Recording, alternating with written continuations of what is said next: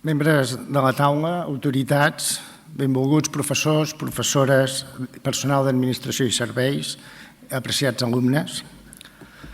Després de la sorpresa de rebre l'encàrrec de dictar aquesta lliçó inaugural i d'expressar el meu agraïment, que reitero públicament, quan vaig començar a pensar-hi, em va venir al cap el que em va passar quan el director general d'ESADE em va convidar, ja fa força anys, a inaugurar el campus que aleshores teníem a Buenos Aires.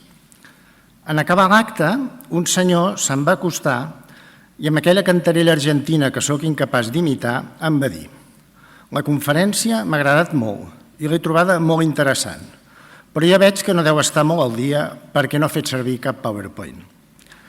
I fa cosa d'un any, després de fer una intervenció davant de l'equip directiu d'una molt important empresa catalana, el director de Recursos Humans em va cridar per avaluar-la i em va dir: el que ens has dit ens ha anat molt bé i ens ha ajudat moltíssim en la reflexió estratègica que estem fent, però sàpigues que altres ponents han fet servir vídeos en les seves presentacions. Jo us tinc prou respecte a tots vostès com per pretendre entretenir-los amb qualsevol vídeo, però em permetré mostrar-los i presentar-los alguns protagonistes d'aquesta història americana que els vull explicar. La història comença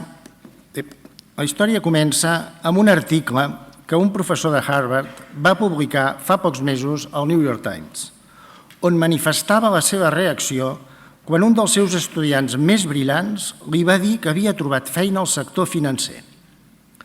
Després d'unes reflexions generals sobre com ha anat el sector els darrers anys, aquest professor es preguntava: és aquest el millor ús del talent? La gràcia de l'assumpte és que el professor s'ho preguntava, però enlloc no diu que li ho preguntés a l'estudiant. I aquesta és la qüestió. Ho hauria d'haver fet? O aquesta és la mena de preguntes que progressivament van esdevenint un tabú a la universitat? Preguntes que van quedant cobertes pel vel discret d'una censura no formulada però assumida, que converteix literalment en impertinents preguntes com, per exemple, al servei de què i de qui posem el nostre talent. Ed Freeman, el fundador de la teoria dels stakeholders, un dia em deia en una conversa: quan explico les meves teories als meus alumnes, discuteixen amb mi. Quan els confronto amb ells mateixos, s'enfaden amb mi. Hi ha preguntes inquietants, la resposta de les quals no es troba ni a Google ni a la Viquipèdia, i que tampoc no es poden contestar en 140 caràcters, però que si desapareixen de la universitat, aquesta deixa de ser-ho. Ja reconec que hi pot haver gent a la qual no es pot demanar que apagui simultàniament l'ordinador i el mòbil sense donar-li un ansiolític, però hi ha preguntes que s'han d'aprendre a abordar directament, sense dispersions ni distraccions, per a viure amb un mínim de qualitat humana. Preguntes que no es responen ni amb una idea ni amb una doctrina, sinó amb una biografia, amb un itinerari vital i que cal aprendre a sostenir de manera continuada en el temps. Preguntes que requereixen un talent específic per confrontar-s'hi i que van quedant marcades definitivament en aquelles paraules que Rilke adreçà a un jove poeta i que potser s'haurien d'adreçar a tants joves d'avui. Estimat senyor, vostè és tan jove, està tan ençà de qualsevol inici, que tant com puc m'agradaria demanar-li que no s'impacienti davant de tot allò que encara no està resolt en el seu cor, que miri d'estimar les preguntes com si fossin cambres tancades o llibres escrits en un idioma estrany. No cerqui ara les respostes, no li poden ser donades perquè no les podria viure. I d'això es tracta, de viure-ho tot. Ara visqui les preguntes. Potser després, a poc i sense adonar-se'n, un dia llunyà en viurà les respostes. En un temps on tanta gent dissortadament confon tenir un propòsit amb el fet de tenir objectius, preguntes com les mentades sobre l'ús del talent són les que conviden a explorar el propòsit vital de cadascú i l'expressen en algun grau. És la pregunta i el diàleg sobre el propòsit vital de cadascú rellevant en la vida universitària? Un exprofessor de Yale va insistir en aquest punt, en un provocatiu i tal vegada pessimista llibre sobre l'estat de l'ensenyament superior a Amèrica. El que no és raonable és que hagin construït un sistema educatiu que produeix gent de 20 i pocs anys molt intel·ligent i brillant, els quals, tanmateix, no tenen ni idea de què volen fer amb les seves vides, no tenen cap sentit de propòsit i, el que és pitjor, sense saber com fer-ho per trobar-ne un. Naturalment, no es pot generalitzar, però tampoc no es tracta d'una qüestió merament d'actituds o de tarannàs personals que pertoquen a alguns individus, sinó d'una interpel·lació sobre la possible deriva del sistema universitari en relació a aquesta qüestió punyent. Per abordar la nostra responsabilitat, hem de prestar atenció al problema. El nostre currículum bàsic de management no té ideals elevats. Quins ideals haurien d'aspirar a atènyer els nostres estudiants? Quins són els fins transcendents als quals aspira la formació a les escoles de negocis? Cap. En el millor dels casos, no diem res de les aspiracions transcendents i, en el pitjor, encoratgem els participants a perseguir l'objectiu superficial de fer-se més rics sense cap sentit del benefici social a llarg termini. Sortosament, ja fa temps que a les universitats els professors som avaluats pels estudiants. Sovint se'ls pregunta quin és el seu grau de satisfacció amb l'ensenyament rebut. Tanmateix, no sempre és obvi que qui pregunta i qui respon estiguin pensant en el mateix sobre la mateixa pregunta. Per això no cal descartar que de vegades, segons de què i com es manifesti la satisfacció, aquesta satisfacció sigui també l'expressió d'un fracàs educatiu. Ja John Stuart Mill digué que davant de determinades satisfaccions val més ser un Sòcrates insatisfet. No esmento ara en relació a quina mena de personatges satisfets preferia Mill la insatisfacció de Sòcrates perquè no pensin que insulto algú, però reitero que segons qui està content i satisfet de segons què, només fa que confirmar que l'educació ha fracassat, encara que les avaluacions siguin prou bones. Perquè mantenir vives determinades preguntes, aquelles que Rilke deia que s'havien de viure, no sempre satisfactòria a curt termini, i en canvi, sedar-les i esmorteir-les sí que ho és. Recordem l'interrogant que ens plantejàvem en començar. Aquell professor de Harvard hauria d'haver preguntat directament al seu estudiant davant la seva decisió professional: és aquest el millor ús del talent? Al darrere de tot plegat, en la nostra història americana, hi ha una preocupació de fons. Una universitat no és només una entitat que proveeix serveis de formació. Pot ser que ho sigui, però no és només això. Potser per aquest motiu, fa ben poc, el president de l'Associació d'Universitats Americanes escrivia al The Washington Post. Els resultats d'aquesta manera de pensar són perniciosos. Els governadors i els legisladors, com també els mitjans de comunicació, tracten els centres universitaris com a proveïdors de béns, els estudiants com a consumidors i els graus com a productes. Els estudiants capten el missatge. Si les universitats són responsables dels resultats, els estudiants poden creure que tenen dret a rebre unes classes que no els exigeixin molt, a obtenir altres qualificacions i materials que no qüestionin les seves assumpcions inicials o que els incomodin. Per tant, reconeguem que un centre universitari no és un producte de consum. És un compromís reptador en el qual les dues parts han de tenir un paper actiu i assumir riscos si es vol realitzar el seu valor potencial. Els professors han d'inspirar, esperonar, irritar, crear entorns atractius que permetin que es produeixi l'aprenentatge. I això no pot succeir simplement llegint llibres, mirant pel·lícules o navegant per internet.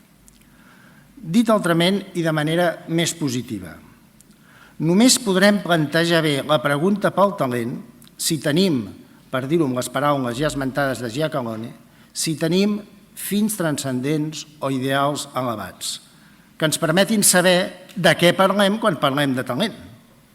I això ens portaria a un debat massa sovint absent de les universitats. A quin model d'èxit aspirem i quins models d'èxit proposem i transmetem. Absent com a debat, val a dir-ho, però ben present com a missatge quotidià.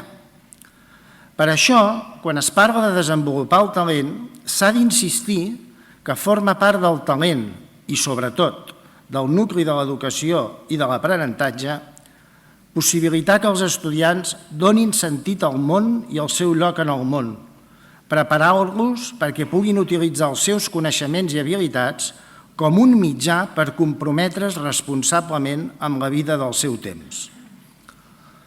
Un temps certament convuls i complex, un temps en què és imprescindible entendre que formar professionals és també formar persones vertebrades humanament, perquè hauran de vorejar el risc de ser arrossegades per les turbulències econòmiques i socials, el risc d'anomenar experiència a qualsevol oferta gasosa de castells de focs emocionals o el risc de confondre tenir una vida molt ocupada amb tenir una vida plena.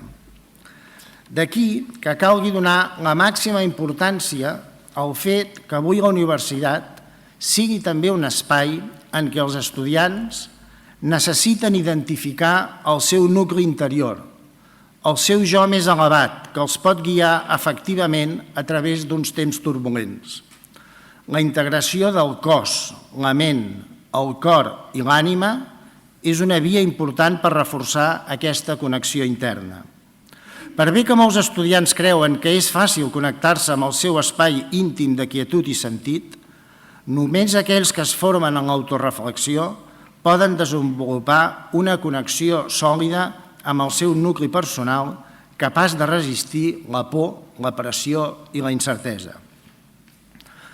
Aquesta connexió sòlida és indispensable si es pretén que la retòrica sobre els valors deixi de ser el text introductori de les memòries d'empresa i dels webs institucionals i passi a formar part del discerniment de les pràctiques quotidianes. Com prou bé sabem, massa sovint parlar de valors no és parlar del que fem i parlar del que fem no és parlar de valors.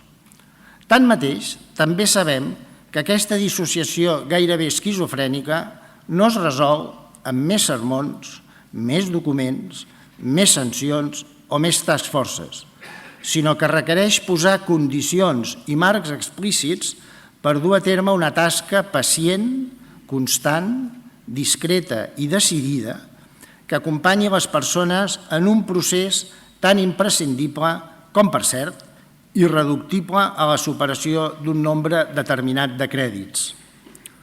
Al capdavall, un facilitador de primer ordre de l'acció basada en valors és la claredat, el compromís i el coratge que sorgeix d'actuar des del nostre centre veritable, trobant l'alineació entre el que ja som i el que diem i fem. Actuar amb autenticitat des del nostre centre veritable, vet aquí la qüestió. També quan es tracta del talent, perquè aquesta és una qüestió que requereix també, si ho volem dir així, un talent específic. Més ben dit, un aprenentatge i un aprofundiment específics. Un aprenentatge i un aprofundiment que es fonamenten en la convicció que desenvolupar el talent comporta convidar explícitament a tothom a recórrer el camí que li permeti connectar millor amb el seu centre veritable, evitar-lo i ser-hi present. Perquè hem arribat a creure que la capacitat essencial necessària per tenir accés al futur és la presència. Primer pensàvem que la presència consistia a ser plenament conscients del moment present. Després vàrem començar a apreciar la presència com una escolta profunda, com estar oberts més enllà de les concepcions a priorístiques i de les formes històriques de donar sentit. Ens vàrem adonar de la importància de desprendre'ns de les velles identitats i de la necessitat de controlar i de prendre decisions al servei de l'evolució de la vida. Finalment, hem acabat veient que tots aquests aspectes de la presència porten un deixar venir, de participar conscientment en un camp més ampli per promoure el canvi. Quan això succeeix, el camp es desplaça i les forces que configuren una situació poden passar de recrear el passat a manifestar o realitzar un futur emergent. Mentre preparava les notes per aquest text, em venia al cap aquell llibret de Gadamer que porta per títol «L'educació és educar-se». Perquè el que posa en relleu és que aprendre no és esdevenir un consumidor de formació, sinó esdevenir corresponsable i cocreador del procés d'aprenentatge. No gens menys, crec que el títol de l'obra de Gadamer també interpel·la els educadors. Paradoxalment, no hi ha educació, en el sentit fort de l'expressió, si els educadors no assumeixen també el compromís d'educar-se. I la nostra història americana palesa que això afecta no tan sols la manera com s'entén la carrera acadèmica, sinó també els marcs institucionals universitaris que la configuren. La universitat ha de reflexionar sobre els valors que anuncia i proclama, però també sobre els que transmet realment a través del que valora i reconeix en la seva manera ordinària de procedir. S'ha assenyalat que una aproximació adequada a l'educació superior hauria d'integrar el component del saber, fets, marcs mentals i teories que s'ensenyen, el component del fer, habilitats, capacitats i tècniques, i el component del ser, valors, actituds i creences. La temptació, en una universitat progressivament més orientada a l'especialitat, és creure que treballar el component del ser és cosa d'uns quants especialistes i no una dimensió nuclear del que deia Gadamer. L'educació és educar-se. Per cert, no oblidem que l'autor de l'article i de la pregunta esmentats a l'inici era un professor d'economia, no un coach, un tutor o un conciliari. Així doncs, el professorat del futur se l'ha de contractar per la seva passió per ensenyar, aprendre i descobrir. El rol d'un professor és reptar les mentalitats i les imaginacions dels seus coaprenents, els seus alumnes. Així doncs, el professorat s'ha de considerar un aprenent avançat, més que el posseïdor del coneixement.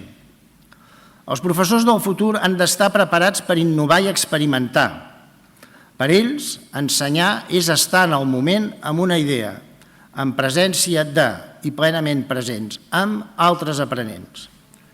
Aquest moment conté vulnerabilitat, llibertat i possibilitat. Dit altrament, en funció de les idees que tinguem sobre el talent i en funció de la mena de talent que promovem i potenciem, una universitat esdevindrà una institució on es distribueix coneixement professionalitzador a grups d'individus agregats o una comunitat d'aprenentatge i de construcció de sentit. És precisament per aquest motiu que resulta tan decisiu que ens plantegem en qualsevol consideració que fem sobre el talent a la universitat i sobre la mena de talent que es reforça a la universitat, com entenem la carrera acadèmica i quins marcs institucionals la configuren. I és aquí on apareixen alguns interrogants gens negligibles. Totes les institucions educatives tenen declaracions sobre la seva missió que expressen la seva pròpia autocomprensió d'una manera abreujada. Tanmateix, aquestes declaracions usualment no susciten grans assentiments, perquè, com ja s'ha dit, es desenvolupen amb un ull posat a treure el mercat més ampli possible. Atès que aquestes declaracions normalment deixen el professorat bastant desconnectat de la missió explícita de la universitat, és fàcil que corri una sensació de desconnexió per tot l'ethos de la facultat. I tant els estudiants com els observadors externs tindran la impressió que els professors estan compromesos amb les seves disciplines, amb les seves especialitzacions, i en el millor dels casos amb els alumnes i companys de departament, i rarament amb la pròpia institució. No puc saber si això és molt, una mica o gens exagerat, però hi tinc les meves sospites.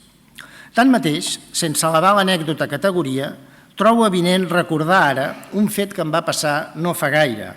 En una universitat americana vam intentar tirar endavant un projecte en el marc dels Principles of Responsible Management Education, en el qual les nostres respectives directores estaven molt interessades. Però ho vàrem haver de deixar córrer, quan la meva interlocutora em va dir, desolada, que cap professor del seu claustre havia acceptat de participar-hi.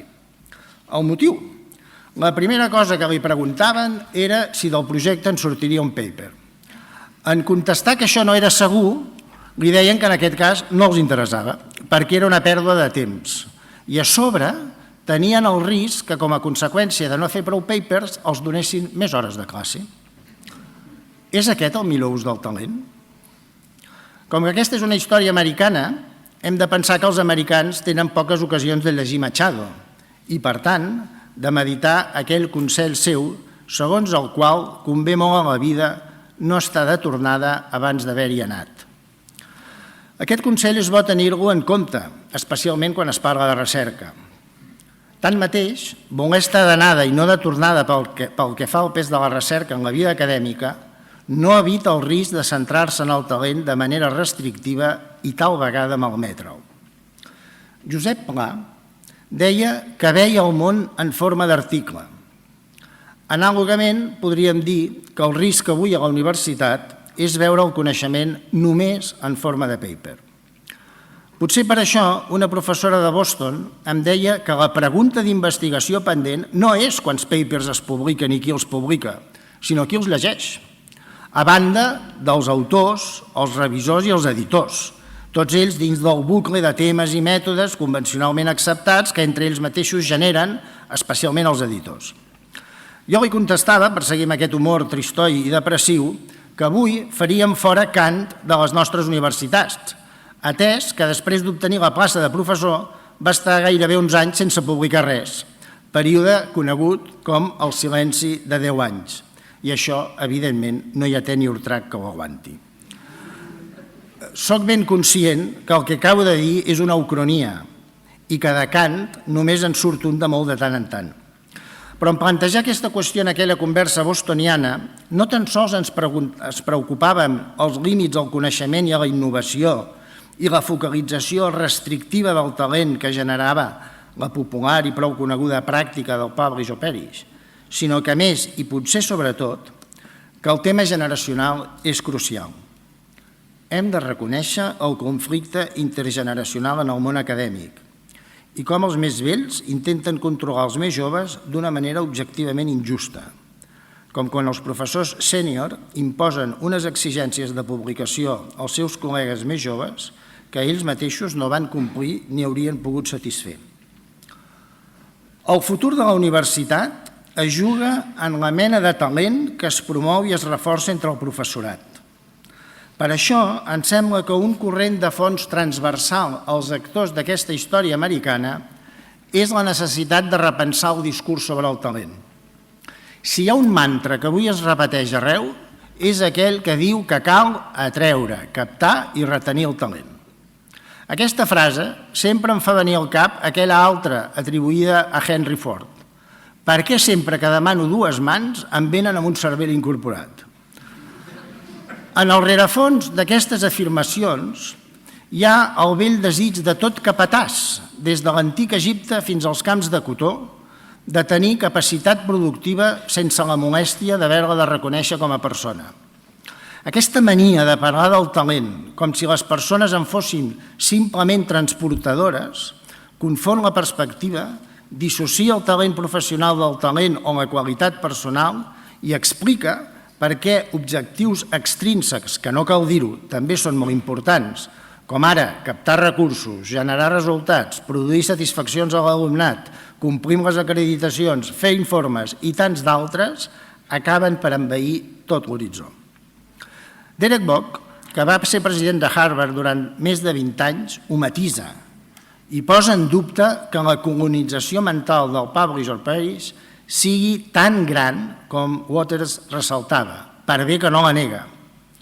En canvi, insisteix que l'aproximació gairebé exclusivament quantitativa i extrínseca que acabo d'esmentar té un pes decisiu en l'erosió de la vida universitària. Una font persistent de dificultat a l'hora de triar els fins és la tendència natural dels responsables acadèmics d'insistir en els objectius tangibles més que en aquells més subtils i més difícils de mesurar. Arribats a aquest punt, apareixen en els discursos gairebé com un acte reflex digne de ser mesurat per Pavlov les referències a l'ètica i la responsabilitat social avui inevitablement presents en tantes declaracions de principis.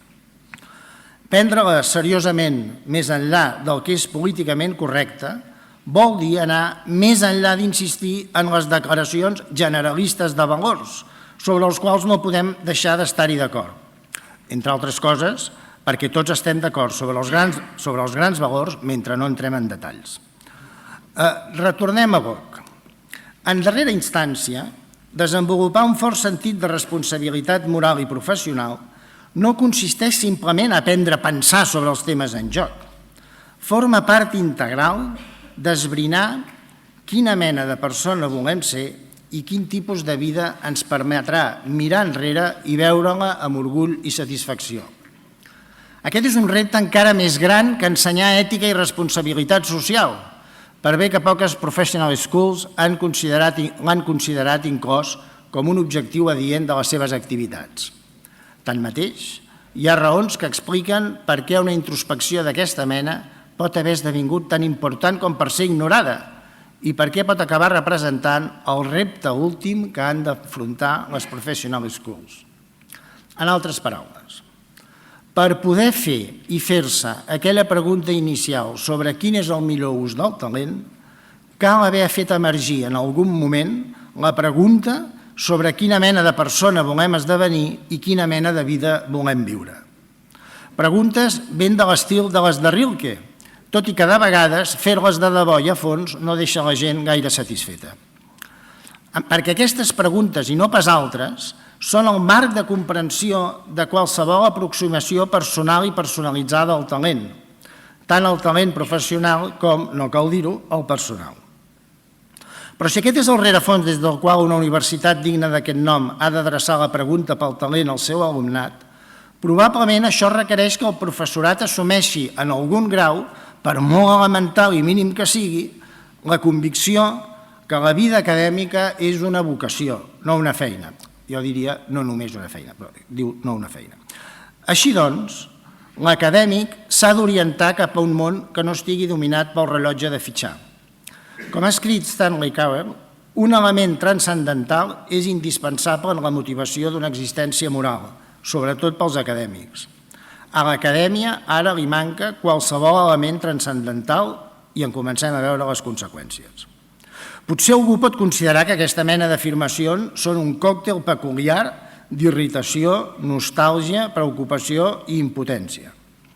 Però sigui com vulgui, aquesta mena d'afirmacions són el ressò del parer de moltes persones que dins de la universitat encara sostenen, més enllà d'encerts i desencerts, que durant tot aquest temps, en els diferents rols que he complert en la meva carrera, la meva convicció més profunda no ha canviat. Un college o una universitat no és simplement un lloc de transmissió de coneixements, sinó un fòrum per explorar el misteri i el sentit de la vida per mitjà de la lectura atenta però crítica de les grans obres de la imaginació literària i filosòfica que hem heretat del passat. Amb els anys, moltes de les meves creences han canviat, però aquesta no. Això no vol dir que aquesta mena de creences s'adrecin només a l'àmbit íntim, personal, ni que el seu terreny d'expressió siguin només les interaccions personals. Tenen una dimensió institucional. Una dimensió institucional que, per mor de la brevetat, podem resumir, enguany que celebrem el 50enari de la Gaudium et Spes, amb aquelles inoblidables paraules amb què s'iniciava aquesta encíclica. Els goig i les esperances, les tristeses i les angoixes dels homes i dones d'aquest temps, sobretot dels pobres i de tota mena d'afligits, són també els goig i les esperances, les tristeses i les angoixes dels deixebles de Crist, i no hi ha res de veritablement humà que no ressoni en llur cor. Aquesta proclamació i aquest compromís tenen, òbviament, sentit per si mateixos en una universitat d'inspiració cristiana. Però em vull permetre parafrasejar-los, no fos cas que no m'hagués explicat prou bé. Els goig i les esperances, les tristeses i les angoixes dels homes i dones d'aquest temps, sobretot dels pobres i de tota mena d'afligits, són també els goig i les esperances, les tristeses i les angoixes d'una comunitat universitària que vulgui portar decentment aquest nom. I no hi ha res de veritablement humà que no ressoni en el seu cor. I una de les maneres preeminents de manifestar que no hi ha res de veritablement humà que no ressoni en el cor de la comunitat acadèmica, crec que és la seva implicació en el debat públic. De fet, la Disputatio forma part de la vida universitària des dels seus orígens.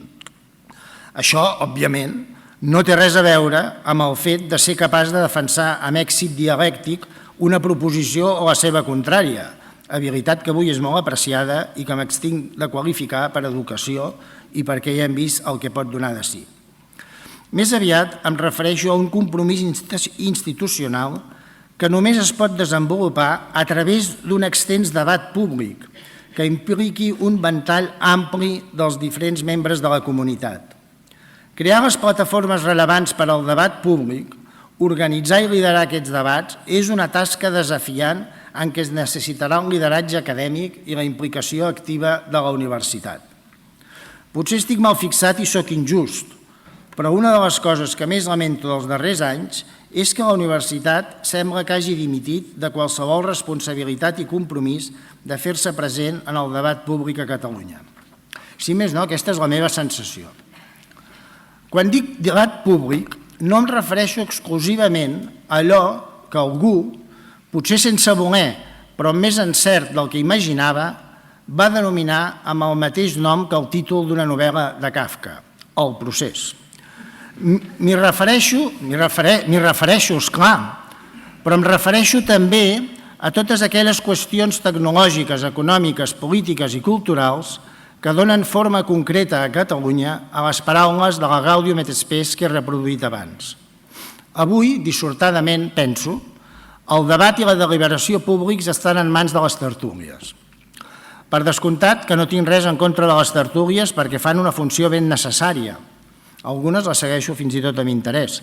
Però em neguiteja que hagin esdevingut, juntament amb determinats debats parlamentaris tabernaris, la referència principal i exemplar del que pugui ser entès com un debat o una deliberació sobre els reptes compartits.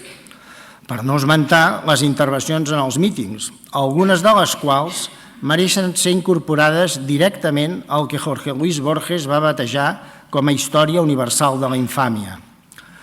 I tot plegat encara més reforçat per l'acceleració de Twitter, que amb la coartada dels 140 caràcters consagra i fa acceptable proferir afirmacions i judicis sense justificar-los ni argumentar-los. No dic, Déu me'n guard, que això ho pogués o hagués d'arreglar la universitat per si sola, ni tampoc, per descomptat, que això s'arregli convertint alguns professors en tertulians.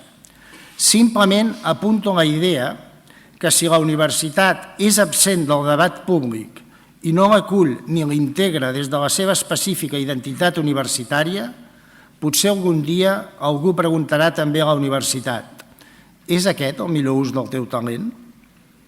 Acabo. Quan pensava com acabar la meva intervenció, només tenia una cosa clara, que no l'acabaria amb un vers de Miquel Martí i Pol.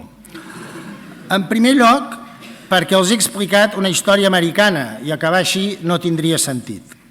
En segon lloc, perquè no vull contribuir a aquest estat mental que fa que sembli que a Catalunya només hi hagi un poeta, que serveix tant pels naixements com pels funerals, passant per casaments i actes institucionals. I en tercer lloc, perquè m'estimo Martí i Pol de molt endins i m'ha acompanyat en molts viaranys de la meva vida i no vull continuar suportant els discursos que acaben grapejant matusserament aquell vers seu que diu que tot està per fer i tot és possible i que quan el sento en boca de segons qui em venen ganes de dir-li: perdoni, però ni tot està per fer ni tot és possible. Per això m'ha semblat més evident acabar amb uns versos d'Eliot, aquells que diuen: on és la vida que hem perdut vivint?